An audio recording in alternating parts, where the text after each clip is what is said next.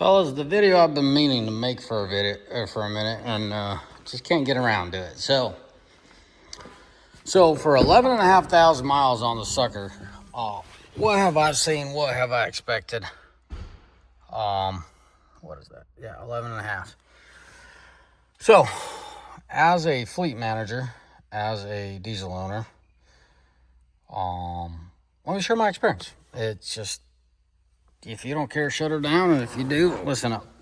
So, as a guy that has millions of miles of fleet experience and tested products and this and that and the third and the 25th, right? What have I found with this truck? Something that stands out as an absolute positive is how clean this motor is. I don't know how Ford does it, but Ram and Chevy just a mess. You know, after 5,000 miles, the oil on the Ram and the Chevy is just black. This thing, just fine. 500K or 5,000 miles on it, and it's just solid. I mean, solid in the sense it's not packed with soot. So whatever they do with their EGR, they EGR far less than the other two is what I'm trying to say. These motors have a lot better fighting chance than the other two. Because the Ram at 500 or 5,000 miles on the oil, they're just pitch black. Anyways, so that's a big positive. Big negative, it's a rat's nest under here. They all are by now with the mileage and everything, or with the emission system and all the wirings running everywhere. But still, Cummins is the easiest to work, most accessible, yada yada. As far as what I see happening, probably every 150K, we're just gonna replace. Shoot, it's already melting. We're just gonna replace all these plastic rubbery stuff or things and call it a day. I have intentions on keeping this thing for a while. I guess until the dealership makes us an offer we can't resist. But if you know, then you know. Just installing wheels on a truck like this, holy smokes! So you don't want to go back and forth just on that alone. So I see this as a negative. We're doing filters every 20K, well 15 to 20. It's a restriction, but somehow these, because of the mesh they have in here, it's kind of hard to call it mesh. It's like the big foamy thing it has before the filter. It kind of bounces off all the big stuff, so that's what prolongs the life of this filter. But 15 to 20K is what we do there. The engine oil, the fuel filters. We're doing the 10,000 miles. Guys, it's been a long day.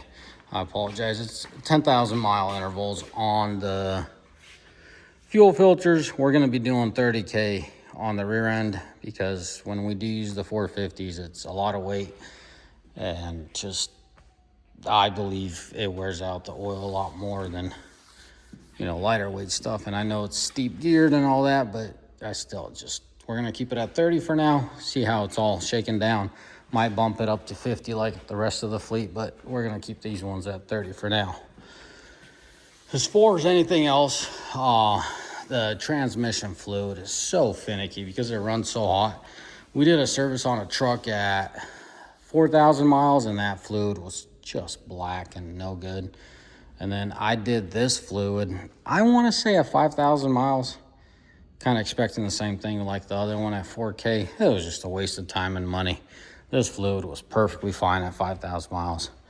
So the other 450, we're just gonna run it up to 20 and then do 30,000 mile intervals, but most likely I'll just bump those up to 50 or 70 because we're kind of working on keeping this oil more stable. The oil temp's lower and more stable with this little modification elbow thing we're doing on it with the coolant.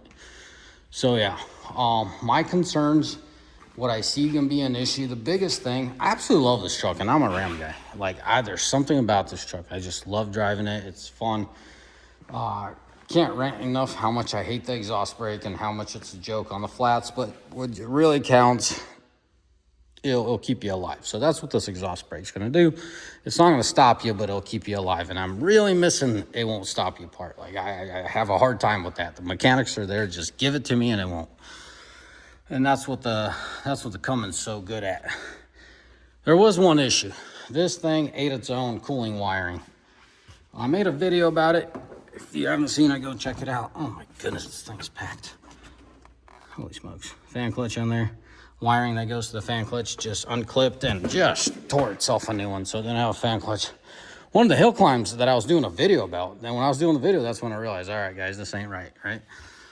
So got that fixed. Phenomenal now. I really don't see issues with this truck. Besides this crap nonsense, you know, basic knowledge, basic understanding. I don't see much issues with this thing, man. It's very controlled as far as heat. It does run a little hot on just all the parameters, but it has so much cooling capacity. It just does the trick. When it decides enough's enough, it just freaking rocks those temps down, which is awesome. As far as the under the hood, those plastic hoses and plastic oil pan on the transmissions are concerned, I mean, obviously these things are still new. It's not going to be an issue till you probably hit 10 years or 200,000 miles. So that's as far as that goes. Guys, I'm going to have to take a break, take a cold drink, and get back with you guys on the interior. Hang tight. Okay, back to the interior. Ford, you guys are stingy fellas. Ford, they just do just enough, right? They do just enough for one to be happy. The function, the design, the fit and finish is just like, but the function is just best, right? They really are geared towards the working man, not the chilling guy. And like these Fords have been, holy smokes, I've worked this truck way too much. Look at all this dust. How dare I? They're very practical. They're very fundamental, as you can tell, right? Like, you could easily grab this. Obviously, this stays here. I mean, there's bolts in here and a measuring tape. I put this measuring tape in my mega cab, and it's just jammed in there, right? I mean, it's just it's awesome. The newer 1500s have the better cab, which have the better door handles on the, or door cards on the Ram as well. Ram uses better quality items. So what I'm getting at here, right? Like, it's just, this is a platinum, but I know you get the platinum plus and you get leather, but even that right there, it's a sharp edge. Come on, guys. It's not going to cut anyone, but it's uncomfortable, right? Dumb stuff like that. They do just enough for one not to blow fuses. But like, for a platinum, this thing's beyond, way behind schedule. For a platinum, this thing is, here's an example, right? You got wannabe leather, junk, and then you got real leather. So they're giving it to you where it matters, and where it doesn't, you're getting cheated. That's just how it is. I might be wrong though. Maybe Ford's doing us a solid one by saying, hey, this leather or this fake leather will do better in this position versus that, you know, and vice versa. So maybe they're doing me a solid one, and only time you'll be able to tell. But as far as the interior goes, I don't see anything falling apart. Just cheap materials used. That's what my gripe's about. Very functional. I've said it in the past. When I saw this whole sliding cup holder thing, I'm like, well, that has to be the biggest gimmick I've seen. Bull crap. One of my favorite things in this truck is this cup holder. So absolutely love it. Love this little phone stand. Like, it is so functional in here. And that's what I absolutely love about this interior. I could say junk material, right? Like all this cheap, crappy plastic. But it's stout enough, right? It's good enough. It's not end of the world, but it just ain't top dog, right? And then they'll give you leather, pleather crap. And they're limited. When at my 24 limited, you actually had leather, which was nice. But it is what it is. And two reasons why I don't have a Platinum Plus. I drove the... what am I trying to say? I went for a spin in these seats. These seats don't look as good, but boy, are they more comfortable for me, for my back, than the other ones are. So the seats, one reason, and the second one, I don't like sunroofs. I don't want sunroofs in my working truck. Sunroof, okay, but only moonroof? No, like the whole glass thing is not a safety. It's a safety concern, and it's not something I'm willing to compromise. Lord forbid, right? A lot of overhead. I mean, not that the sheet metal is going to save you a lot, but from an impact, but it's going to save you a lot of headache. Just don't like sunroofs. In a working truck, I don't want a sunroof. So absolutely no sunroof, and I love the way these seats fit around you. They look very minimalistic, and they are. But they do the trick, okay? That's it. Outside of that, I love the Platinum Plus. I don't like Alcantara, whatever they call it. But I don't hate this. I prefer the Platinum Plus door cards. And look at that. What could that possibly be? I'll tell you what could be. Suckers just gouging out the seal. I banged on it and I tried to move the whole door card, and I've put some pressure on it and everything. Like, hey, just give me a millimeter. Get off of it, you know. But nope, it's grinding away. I said, heck with it. As long as it stays on there, I'll just send it.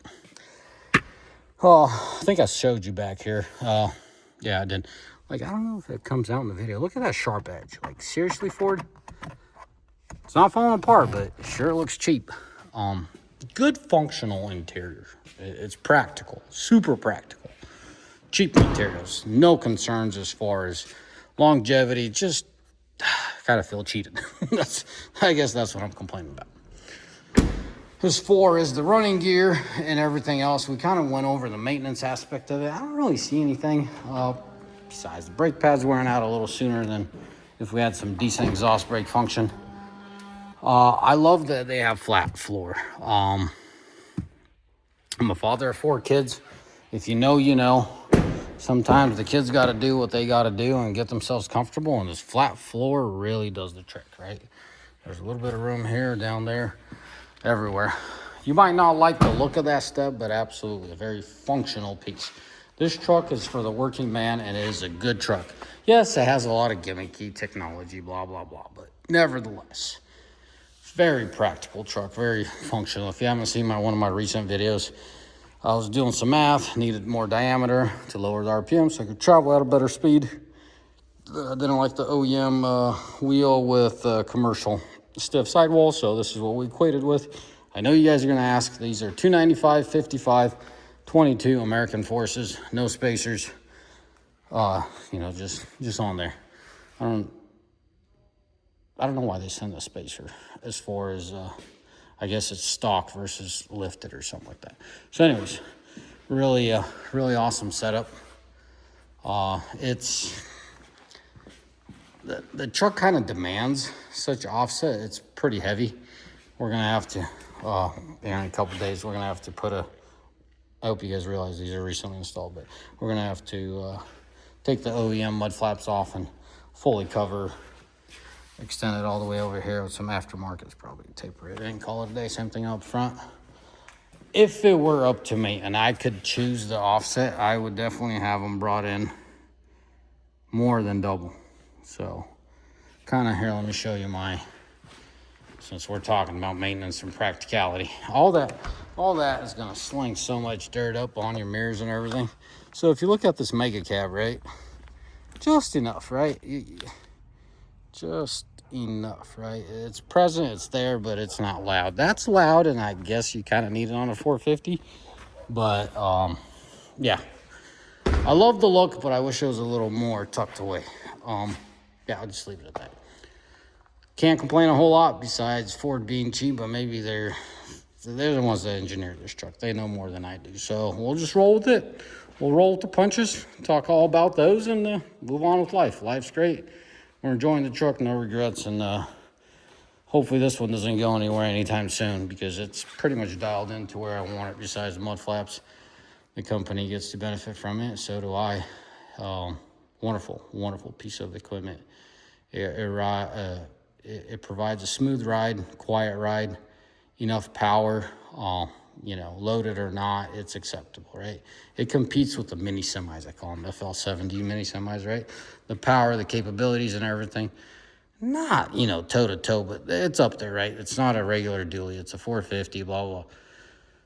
But, you know, when you're not loaded, it's a regular pickup. When you're not loaded, you could run around town with the wide track. It's just phenomenal. They're easy to service. So yeah, hopefully that helps, guys. The emission system, right, is the biggest scam, but it works. It has not given me a single hiccup, no issues, no lights, no warnings, nothing. It just works. So hopefully it stays that way, and I'd be happy. Can't imagine this plastic rod lasting for too long, but it is what it is. I haven't tested it, so I can't be too loud about it. Kind of common sense serving. You ain't gonna go too far, but hey, it is what it is. I'll keep y'all posted. As always, have a mighty fine one, and may the good Lord bless you. Ciao, bye.